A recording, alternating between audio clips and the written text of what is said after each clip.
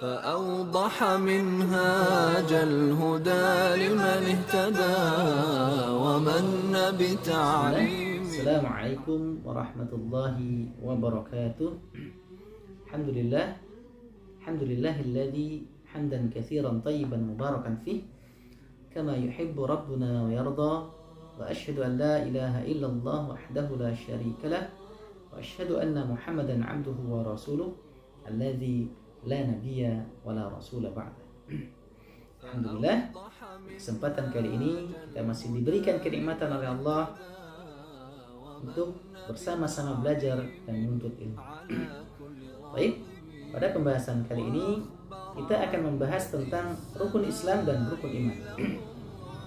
Langsung saja. Yang pertama kita akan membahas tentang rukun Islam.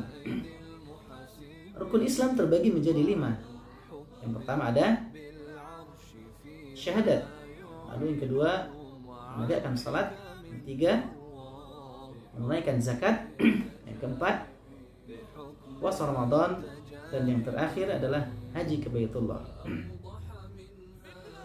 Pembahasan yang pertama adalah syahadatain. Apa itu kalimat syahadat? Kalimat syahadat yaitu asyhadu an la ilaha illallah wa asyhadu anna Muhammadar Rasulullah.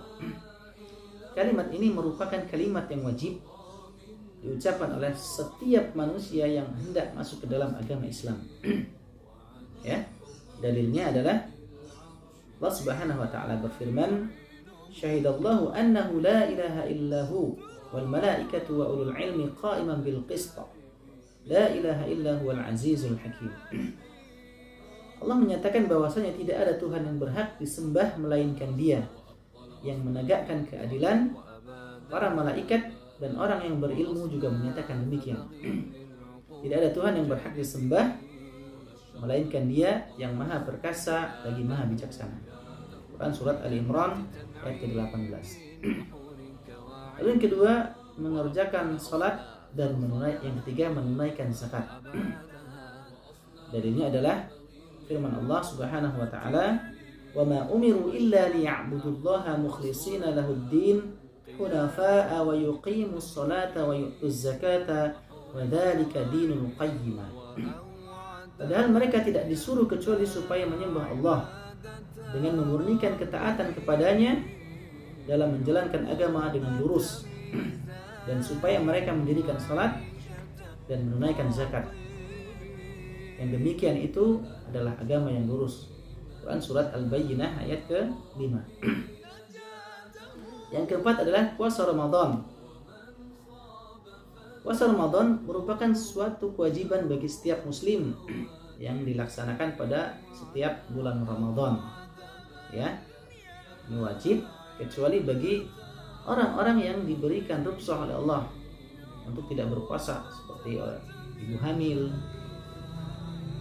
orang yang melahirkan, orang yang sudah tua, orang yang safar, dan lain sebagainya. Dalilnya adalah firman Allah Subhanahu wa taala, "Ya ayyuhalladzina amanu kutiba 'alaikumus syiyamu kama kutiba 'alal ladzina min qablikum la'allakum tattaqun." Hai orang-orang yang beriman, diwajibkan atas kamu berpuasa sebagaimana diwajibkan atas orang-orang sebelum kamu. Quran surat Al-Baqarah ayat 183. Yang kelima ada haji ke Baitullah. Ini merupakan salah satu kewajiban bagi seorang muslim yang telah memiliki kemampuan baik itu harta maupun fisik. Allah Subhanahu wa taala berfirman, "Walillahi 'alan nasi hajjul baiti man istata'a ilaihi sabila wa man kafara fa innallaha ghaniyyun 'anil 'alamin." Mengerjakan haji adalah kewajiban manusia terhadap Allah, yaitu bagi orang-orang yang mengadakan perjalanan ke Baitullah. Barang siapa yang mengingkarinya, maka sesungguhnya Allah Maha Kaya dari semesta alam. Quran surat Al-Imran ayat ke-97. Sekarang kita masuk ke bab tentang rukun iman.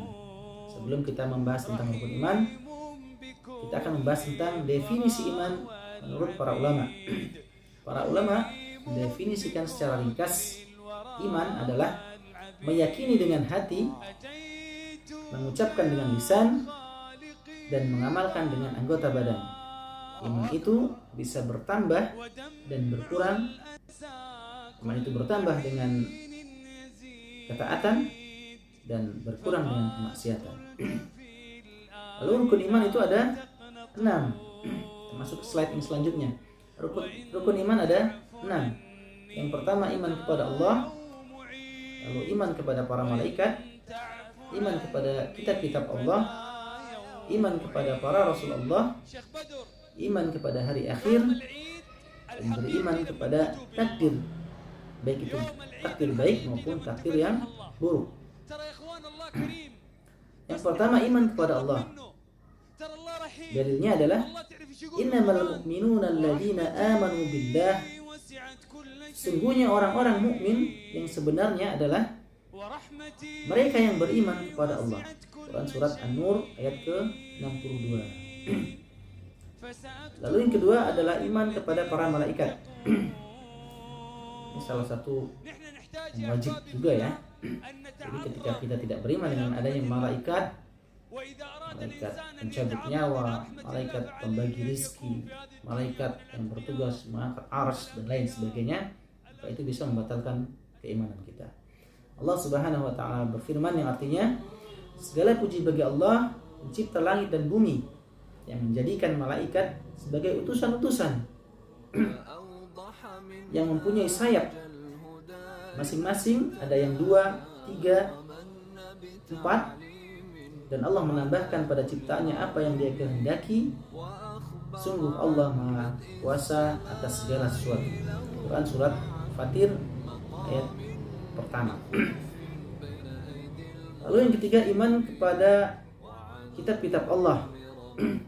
Ya, kita wajib mengimani kitab-kitab selain Al-Quran, kitab-kitab yang turun sebelum Al-Quran, yaitu seperti Zabur, Taurat, Injil, maupun Suhuf Ibrahim.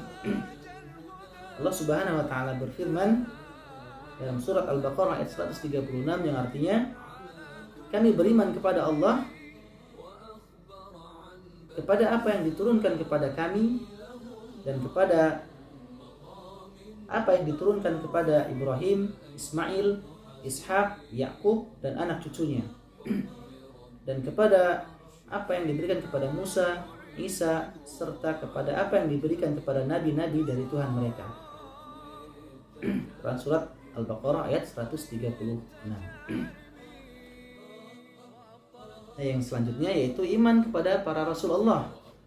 Ya, kita wajib mengimani bahwasanya selain Nabi Muhammad masih banyak lagi nabi-nabi dan rasul yang wajib kita imani.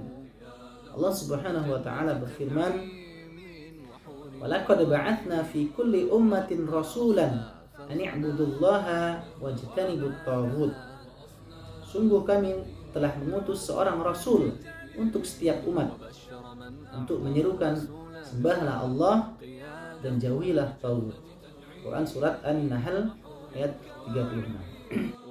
Selanjutnya kita masuk ke rukun iman yang kelima, yaitu iman kepada hari akhir. Ini salah satu kewajiban yang wajib kita imani. Jadi, tidak boleh ada seorang muslim yang tidak mengimani dengan adanya hari akhir atau hari kiamat.